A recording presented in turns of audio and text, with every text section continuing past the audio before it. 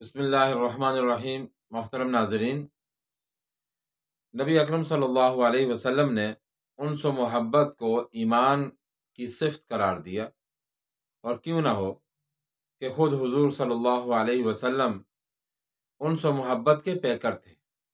آپ صلی اللہ علیہ وسلم کی جو صفات ہیں وہ ایمان کی ہی صفات ہیں۔ حضرت ابو ہریرہ فرماتے ہیں کہ رسول پاک صلی اللہ علیہ وسلم نے فرمایا، المؤمن مالف ولا خیر فی من لا یالف ولا یؤلف، کہ مومن انس و محبت کا مرکز ہوتا ہے، اور اس آدمی میں کوئی خیر نہیں ہے کہ جو دوسروں سے محبت نہیں رکھتا اور دوسرے اس سے محبت نہیں رکھتے۔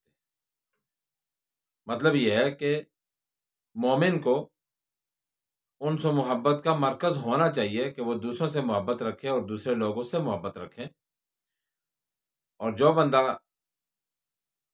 ایسا نہیں ہے تو گویا وہ دوسروں کو خیر نہیں پہنچا سکتا، دوسروں کو نفع نہیں پہنچا سکتا، اور دوسرے اس سے نفع نہیں اٹھا سکتے۔ تو ایسے آدمی کے بارے میں نبی علیہ السلام نے فرمایا کہ وہ نفع مند نہیں ہو سکتا معاشرے کے لیے۔ اور ایک حدیث میں رسول پاک صلی اللہ علیہ وسلم فرماتے ہیں کہ جو آدمی اللہ کے لیے اس کے کسی بندے سے محبت کرتا ہے تو اس نے اللہ کی عظمت اور اس کی توقیر کی، یعنی اس نے اللہ رب العزت کی عظمت کا حق ادا کر دیا۔ اس سے بھی زیادہ واضح ایک اور حدیث ہے جس میں نبی علیہ الصلوۃ والسلام فرماتے ہیں کہ اللہ رب العزت کے ہاں تمہارے اعمال میں سے سب سے زیادہ محبوب عمل یہ ہے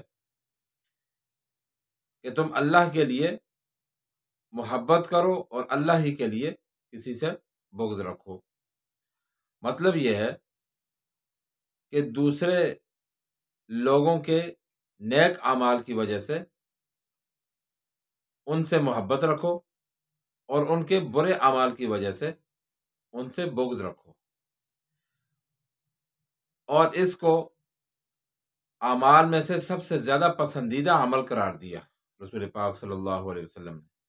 اس سے معلوم ہوتا ہے کہ ہمیں دوسرے مسلمانوں سے، دوسرے لوگوں سے اللہ کی رضا کے لیے محبت رکھنی چاہیے، اور اگر کسی سے کوئی نفرت کا معاملہ ہے وہ بھی صرف اللہ کی وجہ سے ہی ہونا چاہیے، اس میں اپنی ذاتی کوئی مقصد، ذاتی کوئی غرض نہیں ہونی چاہیے۔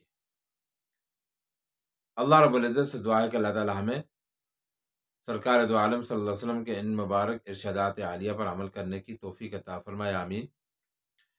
ویڈیو پسند آئی ہے تو ویڈیو کو لائک کریں، چینل کو سبسکرائب کریں، بیل آئیکن کو پریس کریں، اور اس کو زیادہ سے زیادہ آگے شیئر کریں۔